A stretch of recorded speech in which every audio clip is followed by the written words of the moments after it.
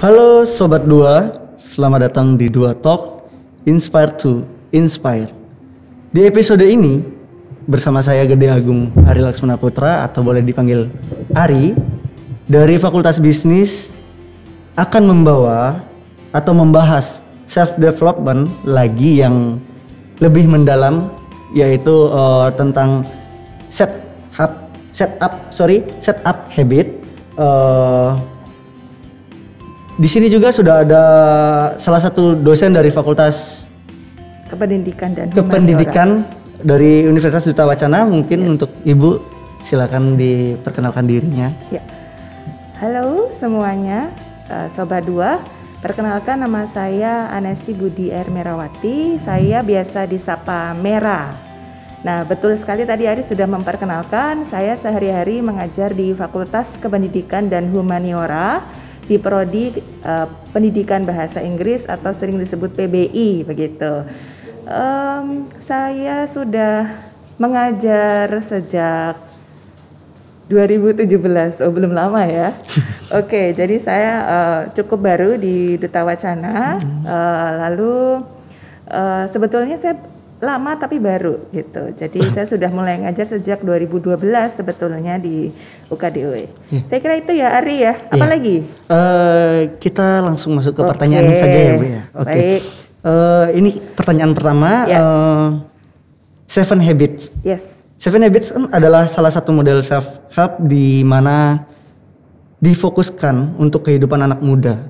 Namun kalau dilihat-lihat ada banyak dari mereka yang tidak tahu apa itu Seven Habit. Sebelum masuk lebih jauh tentang Seven Habit yang dapat menjadi salah satu cara self help, kita akan mulai dengan apakah itu Seven Habit? Ya. Dengan apa pentingnya Seven Habit dalam kehidupan kita? Ya, gitu. Ya, oke. Kita ini dalam konteks anak muda ya. Oke, ya, Sobat Dua, betul. Jadi Seven Habits ini sebetulnya sangat mendasar dan penting diketahui oleh kaula muda. Karena kaula muda itu kan identik dengan masa-masa pencarian jati diri ya. Kalau bahasa gaulnya itu mereka lagi dalam masa masuk di generasi galawers gitu Galawers, ya. Galawers. Nah, sering sekali remaja itu bingung karena mereka ada di persimpangan. Pilih mana ya gitu. Misalnya terutama mereka-mereka yang lagi transisi ya dari masa SMA ke masa kuliah. Kalau SMA itu kan segala sesuatunya nanti diarahkan oleh gurunya. Ya, nah, betul. ketika jadi mahasiswa mereka mungkin kaget transisinya gitu. Semua harus proaktif sendiri gitu ya. Nah, ketika mereka mencari ritme untuk berkuliah dengan mandiri, banyak dong pasti kan teman-teman baru ya, komunitas baru, kegiatan baru. Nah, mereka sering ada di persimpangan, bingung. Ada tugas. Tapi kita mabar yuk nanti malam. Nah gitu. Jadi akhirnya mabar deh gitu ya. Gak jadi tugas apa sih, besok aja, toh masih minggu depan ya gitu biasanya. Ya kan Ri? Iya, betul itu Bu. Nah, jadi sebetulnya kalau tadi pertanyaanmu apa sih pentingnya Seven Habits gitu ya. Iya. Nah, betul sekali Seven Habits ini bisa tergolong atau bisa dimasukkan dalam self help kalau tadi yang kamu sebutkan di awal ya. Iya. Self help itu kan kalau nanti kita membahas lebih dalam, self help itu kan bisa membantu sesuatu yang bisa membantu seseorang secara psikologis, secara sisi emosionalnya juga bisa kebantu, profesionalismenya juga bisa kebantu gitu ya. Nah, jadi nanti ya mungkin saya akan menjelaskan kalau di awal-awal belum terlalu lebih mengenalnya dulu ya. Betul. Jadi Seven Habits itu sesuatu yang mendasar sebagai pijakan bagi para remaja untuk tahu aku harus gimana sih untuk menjadi seorang yang dewasa dengan jati diri yang jelas. Itu dulu yang bisa saya sampaikan. Itu dulu berarti. Oke. Kita masuk ke pertanyaan berikutnya ya Sobat Dua ya. Dalam Seven Habit ada 4 tahapan nih Bu yang bisa dilakukan oleh seseorang kan. Nah, antara lainnya yaitu setup, private victory, public victory, dan renewal. Yes. Nah, pada tahapan yang pertama yaitu setup kan. Seseorang diajak mengenal lebih dalam terkait habit serta paradigma dan prinsip. Paradigma dan prinsip itu bisa dibilang adalah senjata kita dalam menjalankan kehidupan. Yes. Nah, hal tersebut pasti mampu atau lahir karena dipengaruhi oleh hal banyak gitu loh. Baik internal maupun eksternal. Yes. Kemudian yang menjadi pertanyaannya adalah hal-hal apa saja yang dapat mempengaruhi paradigma dan prinsip seseorang untuk menjalani kehidupan gitu Bu? Apa saja yang bisa mempengaruhi ya? Iya betul. Oke, kalau saya boleh bahas dulu sedikit mengenai paradigma dan prinsip-prinsip tadi ya. Sebetulnya itu kalau bisa dianalogikan itu kayak kita pakai kacamata, Ri. Jadi gimana kalian para sobat dua ya, bagaimana kalian melihat sesuatu gitu. Banyak ya, misalnya paradigma tentang perkuliahan gitu, tugas tuh apa sih buatmu? Ada nih mahasiswa yang pakai kacamata, cara melihatnya paradigma terhadap tugas itu adalah sesuatu yang ngerepotin, sesuatu yang menyengsarakan, sesuatu yang nggak tahu kesenangannya orang gitu ya. Pokoknya sesuatu yang negatif gitu. Karena menyebalkan lah intinya. Menyebalkan. Ya. Karena tugas tuh nggak pernah sedikit pasti kan kalau di bangku kuliah itu kan tugasnya banyak. Belum dosennya itu ada berapa mata kuliah, seakan-akan mereka nggak tahu mata kuliah lain itu juga ada tugas loh. Tambah lagi tugasnya kan gitu ya. Tetapi ada cara pandang lain yang kalau kita ganti kacamata gitu ya istilahnya Ri. Kita bisa melihat bahwa tugas ini bukan semata-mata untuk ngecek pemahaman saya terhadap sebuah mata kuliah, tetapi melatih saya sebagai mahasiswa untuk ngatur waktu ya, kemudian gimana bisa proaktif diri sendiri gitu ya. Gimana tidak menjadi reaktif gitu. Orang kan kalau misalnya badannya capek, ada tugas lagi, itu kan tidak menutup kemungkinan si mahasiswa ini jadi reaktif. Jadi kayak nyalahin, dosen tuh, gitu-gitu. Emosionalnya bangkit malah ya. Betul. Nah itu ada satu hal yang sebetulnya seseorang atau remaja yang harusnya sudah belajar menjadi dewasa itu tidak boleh seperti itu, tidak boleh reaktif. Gitu. Jadi jadilah air, jangan jadi champagne. Gitu.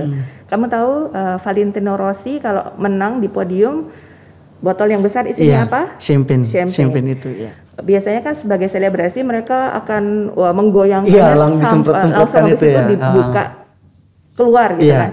Nah jadilah air. Air itu dalam arti gini, mau digoncang masalah sehebat apa dia tidak akan meledak. Gitu. Jadi tetap tenang. Jadi pakailah kacamata yang melihat sesuatu itu sesuatu yang positif. Gitu ya. Yes. Kembali ke pertanyaanmu tadi, tolong diulang pertanyaanmu. Jadi lupa kan. Pertanyaannya itu hal-hal apa saja yang dapat mempengaruhi paradigma dan prinsip seseorang gitu. Kalau saya boleh men-sum up-nya itu lingkungan, Ri. Lingkungan dan itu sesuatu yang dua mata uang, beda tipis gitu dan cenderung berbahaya jika si mahasiswa atau si remaja ini dalam konteksnya kan ini sobat dua ya. Sobat dua kan pasti yang usianya mungkin SMA atau anak muda lah ya. Jadi mereka ini kayak ada di betul-betul tadi saya bilang persimpangan ya, mau kejerumus yang baik ya bisa, yang jelek ya bisa gitu. Tinggal mau belok kanan atau belok kiri, silakan gitu ya. Gitu. Jadi lingkungan, Ri. Lingkungan yang akan sangat mempengaruhi. Lingkungan pertemanan dan lingkungan keluarga gitu. Itu sih. Berarti lingkungan itu sangat-sangat mendukung untuk mempengaruhi paradigma dan prinsipal seseorang gitu ya Bu ya? Betul. Nah, mungkin kamu ada pertanyaan lanjutan. Lah terus Bu, gimana kalau ada seseorang yang tinggal, mungkin dia kurang beruntung ya, lingkungannya kurang baik. Bisa nggak ini orang diselamatkan? Misalnya betul sekali kayak gitu. Bisa nggak ini orang diselamatkan? Sebetulnya kita bicara tentang karakter misalnya. Ada orang bilang gini, wah dia emang karakternya gitu sih, jadi susah dirubah gitu. Bisa nggak ya karakter tuh dirubah gitu? Sebetulnya karakter itu kan terbentuk dari kebiasaan, gitu ya. Kebiasaan terbentuk dari pola pikir, gitu. Pola pikir ini yang dimulai dari tadi saya bilang kacamata. Dia lihat sesuatu tuh gimana sih, gitu. Kayak misalnya gini, ada seorang remaja yang ketika dia di bangku kuliahan harus kerja kelompok gitu. Dia nggak bisa milih kan ya, mau dapat teman yang tipenya kerja cepat, kerja pelan, agak lola misalnya gitu. Itu dia gimana melihat semuanya. Kalau misalnya dia mau melihat sebagai ini yang lola nih payah banget nih, dia memperlambat kerja kelompok kita gitu. Jadi dia agak baper ya.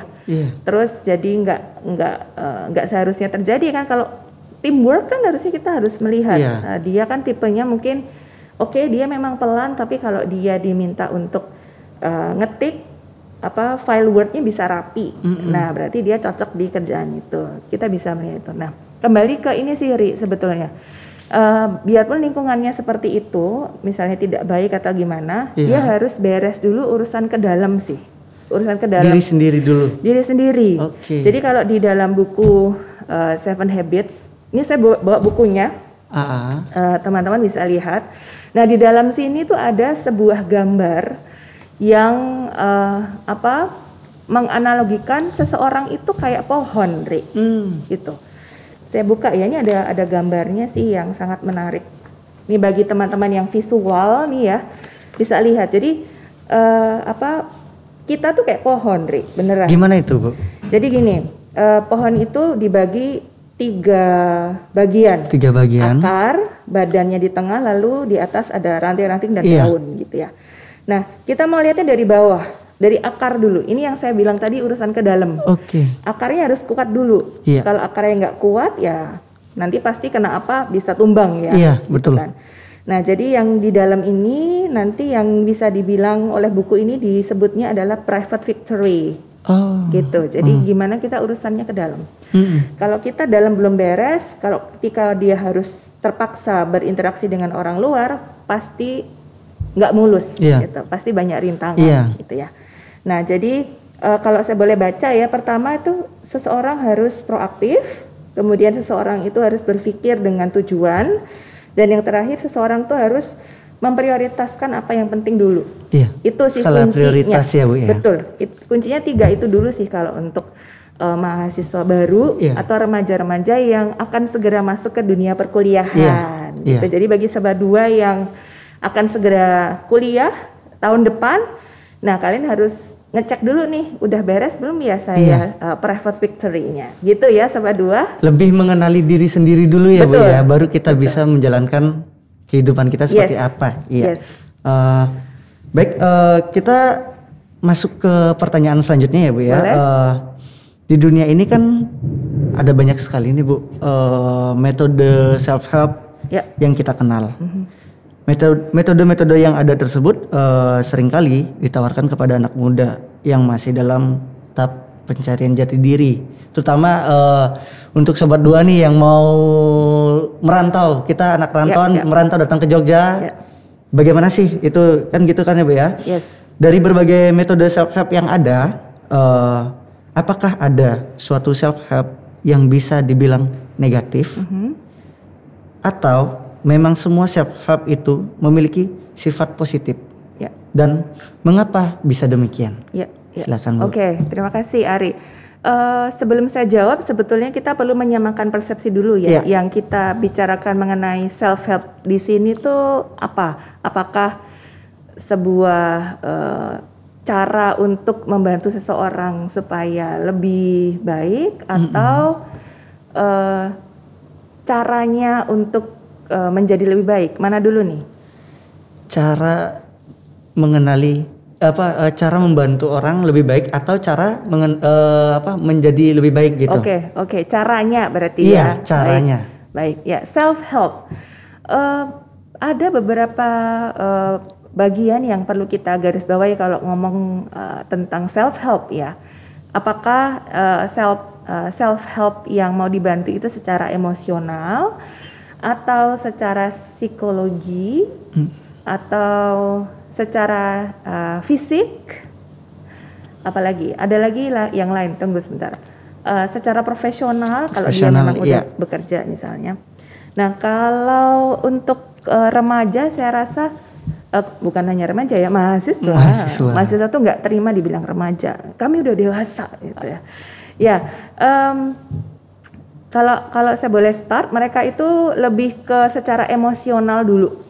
Gitu ya, jadi emosional. Ya, jadi bertahap kalau saya bilang self help untuk sobat dua yang masih di usia remaja, di usia high school ya, SMA, atau yang mahasiswa. Itu biasanya masalah pertama adalah mengenai emosionalnya gitu. Jadi mereka masih sangat reaktif, gitu. Iya, jadi apa-apa nggak terima gitu. Kalau udah nggak keterima, istilahnya bergesekan sedikit, wah demo mereka. Iya, biasanya gitu kan, sering kali demo ya. Iya, demo mereka. Nah sebetulnya itu, jadi itu dulu sih yang harus dibenahin untuk self help yang harus ditekankan gitu ya. Kalau tadi kamu tanya, ada nggak sih self help yang negatif gitu ya? Kalau saya bilang sih kok nggak ada ya, karena namanya sendiri self help ya kan. Berarti kan sesuatu yang membantu. Nah, membantu itu kan pasti positif ya. Gitu. Jadi kalau saya bilang sih tidak ada self help yang negatif gitu. Berarti secara keseluruhan itu self help itu sudah pasti positif begitu ya? Ya bisa dibilang gitu. Oke. Berarti kita mau masuk ke pertanyaan selanjutnya ya, Bu ya. Kalau saya lihat ya, Bu ya, di zaman sekarang ada banyak anak muda yang mengalami depresi. Saat ini pun kita seringkali mendengar hal-hal yang berkaitan dengan mental illness. Penyebabnya beragam. Bisa disebabkan dari lingkungan keluarga, dari sekolah dan lain-lain. Yang paling sering kan keluarga sih, karena terdekat ya, Bu ya. Salah satu pencegahan dan penanganan dari masalah tersebut adalah kan self help nih. Apakah 7 Habits bisa digunakan untuk menangani persoalan depresi atau mental illness? Oke. Kalau saya boleh jawab, sekarang Ria dijawabnya. Iya sekarang. Enggak Bu, tahun depan. Atau 2 jam lagi Bu. 2 jam lagi. Udah selesai kita. Udah selesai ya. Oke, jadi kalau saya jawab, sebetulnya bisa in some ways. Bisa gitu. Tapi kalau tadi kamu udah bilang mental illness, itu kalau saya boleh bilang, sobat dua nih ya, harus bisa melihat, do I need professional help for this? Gitu. Karena ada kalau yang saya pernah baca ya, remaja yang sungguh sangat merasa stres, lalu mereka terjerumus ke yang negatif, atau mungkin sampai ada yang kasus. Sorry saya sebut ya nih, ada yang bunuh diri misalnya gitu. Kalau yang di luar negeri kan sampai di Korea misalnya bunuh diri gitu ya, itu yang sering terjadi ya. Sebetulnya gini, kalau saya boleh beri saran, apapun masalahnya, mental illness tadi kamu bilang ya, kalau sampai kepikiran ada suicidal thought atau pikiran untuk bunuh diri, itu tolong diam dulu, pikirkan apa yang harus dilakukan dulu. Kemudian datanglah ke profesional, kalau saya boleh bilang, ke psikolog misalnya. Ini udah masuk ke self help yang secara psikologis, gitu. Jadi buku ini atau 7 Habits itu akan menolong in some ways atau di tahap-tahap berikutnya, ketika si orang ini sudah lebih calm, misalnya sudah bisa dimasukin positif sentences, sudah tenang, sudah bisa berdamai terhadap dirinya dia sendiri ya Bu ya. Itu dia gitu. Kadang tuh gini remaja kalau saya lihat ya, mereka akar masalahnya tuh karena mereka masih jadi champagne, belum jadi air, gitu. Jadi ketika ada permasalahan datang ke dia bukannya melihat sesuatu dengan kacamata yang positif, tetapi nyalain orang dulu, nyalain lingkungan, nyalain orang tua, nyalain keluarga gitu. Coba aku nggak terlahir di keluarga yang seperti ini, wah kayak gitu. Itu kan kita nggak bisa. Itu kalau di buku 7 Habits itu ada namanya ini circle of control sama circle of no control gitu. Artinya yang bisa kita rubah itu ya circle of control yang bisa kita arahkan. Itu siapa? Itu kalian sendiri, kita Diri sendiri. kita sendiri ya. Diri kita sendiri. Kalau mau merubah orang luar di luar kita ya nggak bisa. Gitu. Ya, kalau mau merubah keluarga ya nggak bisa. Masa iya kamu mau dilahirkan dari keluarga lain kan kayak gitu nggak bisa. Ya, misalnya lagi putus dengan pacar. Wah, ini sakit hati nih. Sakit hati kan. Bunuh diri bisa ini lagi. Nah, sebelum bunuh diri dia pasti kan menghujat macam-macam. Coba dia nggak ketemu sama cewek itu, gitu-gitu kan. Kita kan nggak bisa merubah. Masa iya kita bisa jangan ketemu sama dia kan? Nggak bisa juga kan. Nah itu jadi gimana kita berusaha untuk mengatur yang ada dalam diri kita. Itu sih sebetulnya. Iya. Karena saya sering pernah dengar sih Bu tentang berdamai terhadap diri kita sendiri. Betul. Berdamai itu artinya apa Ri kalau buatmu? Menjadi diri yang tenang. Gimana ya Bu ya? Menjelaskan. Kita bisa menerima. Berdamai itu menerima. Saya terlahir di keluarga ini, di kehidupan seperti ini. Betul. Dan kalau kita sudah menerima, kita bersyukur jadinya. Nah, jadi kalau udah menerima, bersyukur, terus gini loh cara pikirnya Ri. Apa yang bisa aku lakukan supaya aku ini bermanfaat buat orang lain, gitu. Atau nggak usah jauh-jauh buat orang lain deh, buat aku sendiri dulu. Gitu. Apa sih yang bisa kamu lakukan buat membuat dirimu ini lebih lebih mikirnya tuh one step ahead gitu loh. Karena gini. Banyak yang kayak misalnya diputusin pacar tuh kayak udah the end of the world gitu. Udah kayak aduh ini dunia sudah berakhir. Bumi tidak lagi berputar gitu kan. Jadi itu sebetulnya ya oke lah mungkin sedih atau kecewa nggak apa-apa itu manusiawi kan. Manusiawi banget lah Bu. Jadi kalau bagi yang putus cinta resepmu apa supaya cepat berdamai dengan diri? Resepnya sih jalan-jalan aja sih Bu. Jalan-jalan. Jalan-jalan aja. Kita buat happy-happy aja lah gitu. Ya, betul sekali. Ya. Sorry ya Bu ya, saya potong di tengah-tengah. Boleh. Oke, Sobat Dua. Sebelum kita lanjut lebih jauh, saya mau mengingatkan bahwa Dua Talk ini bisa didengarkan di Petra FM setiap hari Jumat jam 13:10 WIB. Dua Talks juga hadir di Spotify dan YouTube channel Dua Talks yang akan selalu update di setiap Sabtu jam 18:00 WIB. Jangan lupa juga untuk follow Instagram dan TikTok di @duatalk. Dan podcast Dua Talk ini berkolaborasi dengan majalah Sunday, media online bagi pelajar SMA atau SMK sederajat. Dan cek majalahsunday.com atau platform lainnya di Twitter, Instagram, YouTube, Wattpad, TikTok serta podcast majalah Sunday. Jangan lupa ya Dua Talk ya. Sobat Dua, kita lanjutkan lagi ke perbincangan kita. Boleh. Ini karena waktunya tadi Sorry itu ya? Panitia udah gini-gini ya. Oke. Kita lebih gimana ya Bu ya? Lebih dipersingkat saja ya Bu ya. Boleh. Sorry ya, dosen gitu ya, sukanya ngomongnya ditanya apa jawabnya A sampai Z ya. Iya. Gini Bu, di setiap model self help kita masuk ke gini aja. Ini pertanyaan yang ini yang saya pegang ini. Bagaimana kalau paradigma dan prinsip seseorang itu monoton? Apakah itu sebagai penanda bahwa seseorang tidak pernah berkembang? Oke, kita samain dulu persepsinya. Monoton artinya dia paradigmanya kalau udah kaku gitu maksudnya. Iya, ada yang kaku gitu. Oke.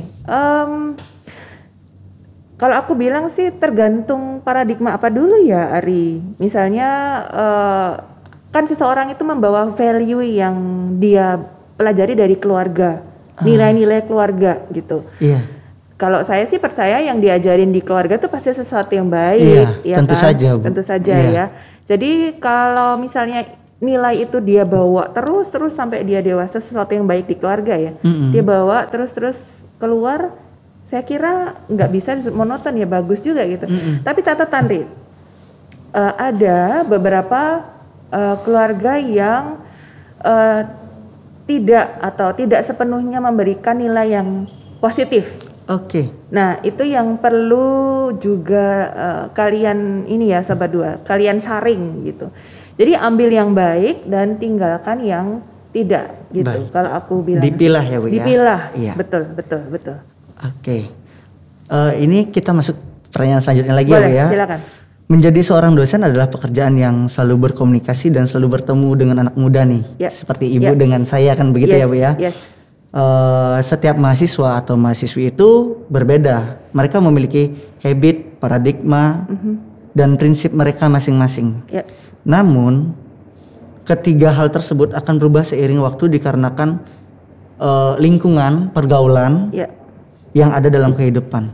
Ya. Nah, mungkin apakah ada saran atau strategi khusus untuk sobat dua yang saat ini sedang dalam proses perkembangan baik fisik maupun psikis? Ya, oke. Ya, ini jadi udah wrap up nih ya. Iya, sudah di pertanyaan penghujung ini Bu. Betul. Karena biasanya kami bicara itu 3 SKS kuat gitu. Iya. Oke. 1 SKS 50 menit Bu. Nah, itu dia 150 menit kami bisa gitu. Konser udah. Ya, oke, Sobat Dua. Jadi bagi Sobat Dua yang masih di bangku SMA atau sekarang sudah menjadi mahasiswa, sebetulnya kalian cara pikir yang selalu ada begin with the end in mind atau ada selalu harus ada tujuan dalam langkah kalian, itu adalah sesuatu yang harus mulai kalian tumbuhkan gitu. Jadi dalam kalian mencapai ending yang sudah ditentukan itu pasti ada beberapa halangan. Nah, di sana nanti mereka akan berproses dan juga membuktikan bahwa menjadi seseorang yang proaktif, mempunyai tujuan dalam hidup dan memprioritaskan yang penting itu adalah kunci, gitu ya. Kalau itu sudah bisa dan sudah beres, maka ketika kalian keluar semuanya akan mulus, gitu. Dan satu hal lagi bagi kalian ini yang sangat aplikatif, pakailah kacamata yang benar. Artinya pandanglah sebuah masalah itu dengan sesuatu yang positif. Aku bisa berkembang apa sih dengan masalah ini gitu ya. Karena dalam buku Seven Habits disebutkan bahwa what you see is what you get gitu. Iya. Jadi kalau kamu pakai kacamata bahwa mengatakan bahwa aku kalau masalah kayak gini udah deh, aku nggak bisa. Misalnya gitu, nggak bisa beneran Ri. Iya, betul. Gitu. So what you see is what you get. Itu quotes of the day kita ya, Sobat Dua ya. Itu closing statement Bu. Closing statement dari Ibu tentang podcast di episode kali ini gitu. Oke. Mungkin karena ini waktunya sudah habis. Terima kasih untuk Sobat Dua karena sudah mendengarkan podcast episode kali ini, dan sampai jumpa di episode berikutnya yang masih sangat menarik ya Bu ya, tentunya ya, bakal ditunggu-tunggu. Dan sampai jumpa di episode berikutnya di jam yang sama dan hari yang sama. Ya. Oke, God bless you. Bye. Bye.